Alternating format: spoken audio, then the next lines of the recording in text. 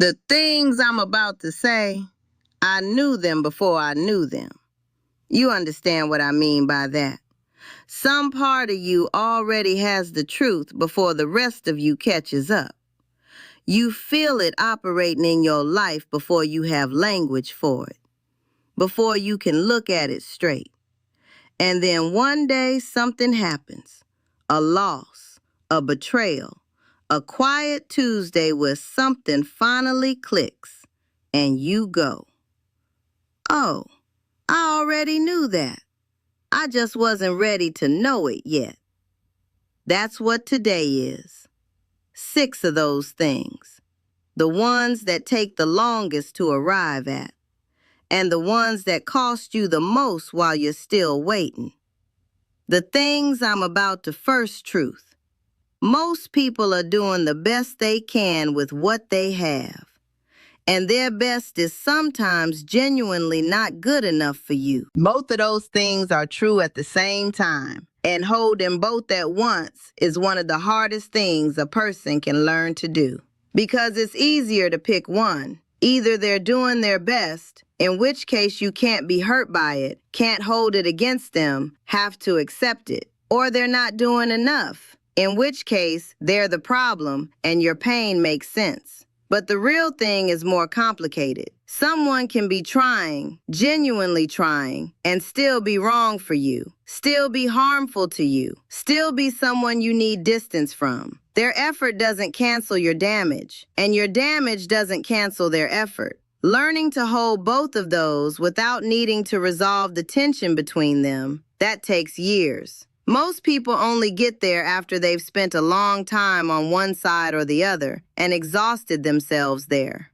Second truth, people show you who they are the first time. You just decide how much to believe it. And I'm not saying this as a gotcha. I'm saying it because the grief of it is real. Because most of us want to believe the best version of what we're seeing. We're looking for reasons to stay, for evidence that the thing we felt in the beginning is the thing that's actually true. So we explain away. We contextualize. We say they're going through something. We say that's not really them. We wait for the version we decided they were to finally show up and stay. And they are showing you. The whole time they are showing you. And you are watching and hoping and choosing not to fully see. That's not stupidity. That's love doing what love does. But it is something you cannot afford to keep doing without it costing you something real. Third, hurt people don't always know they're hurting people. The person who destabilized you, who chipped away at your confidence, who kept you small, they may have genuinely had no idea. They were operating out of their own wound, running their own pattern, doing to you what was done to them so long ago that it just feels like personality now. That doesn't excuse it. Harm is harm regardless of intent. But understanding this changes something. It takes the story out of it. It stops being about you specifically, about something you did or didn't do, about something wrong with you that invited this. It was a wounded person moving through the world wounding people, and you were in the path. That reframe doesn't take away the pain, but it stops the pain from being evidence of something wrong with you, and that matters more than most people realize.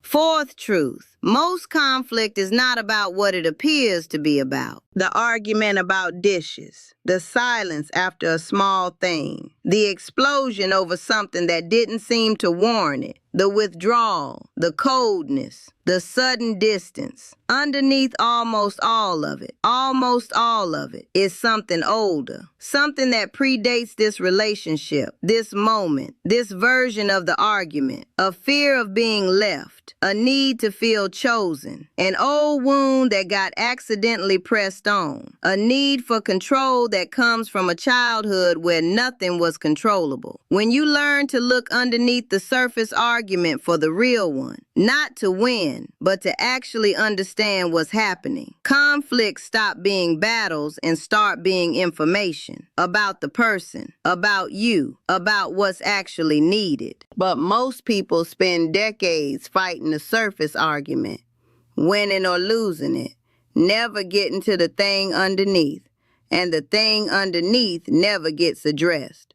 And so it keeps surfacing in different clothes, in different relationships, the same argument over and over until someone finally asks, wait, what is this actually about? This next one is simple and hard at the same time. Fifth, people need to feel seen more than they need to be agreed with. You can change this fact after you hear it. You can think of a counterexample. That's not the point. The point is how many arguments could have ended, how many relationships could have turned, how many people could have been reached if instead of building your counterargument, you had first just said, I hear you. I understand why you feel that way, even if I don't agree.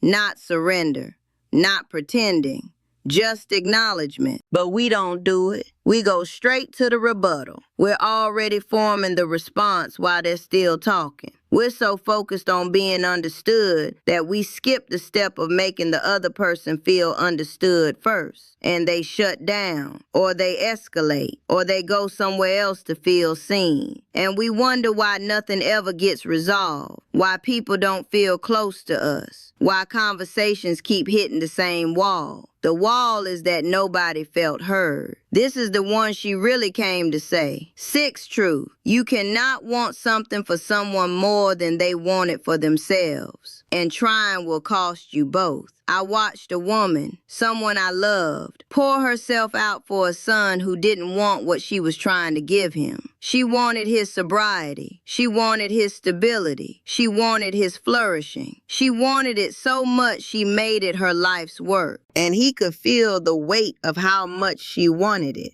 And it became something to resist rather than something to move toward. And she lost years, real years, that could have been spent living her own life, inside her own wanting, toward her own things. You can love somebody and hold space for them and be there when they're ready, but you cannot do their wanting for them. You cannot want them into health or into change or into a life that fits them. They have to want it themselves, and they have to want it in their own time. The moment you accept that, really accept it, not just say it, something releases, something you didn't even know you were carrying. She looks at the camera, level, unhurried. 6 truths. None of them are new. Every one of them you've probably encountered before in some form. But knowing and knowing are different things. And when you finally know them in the second way, the way that's in the body, in the decisions, in how you move through rooms and relationships, everything gets a little quieter. Not easier, quieter. And quiet at a certain point is everything. She holds it, then simply looks away.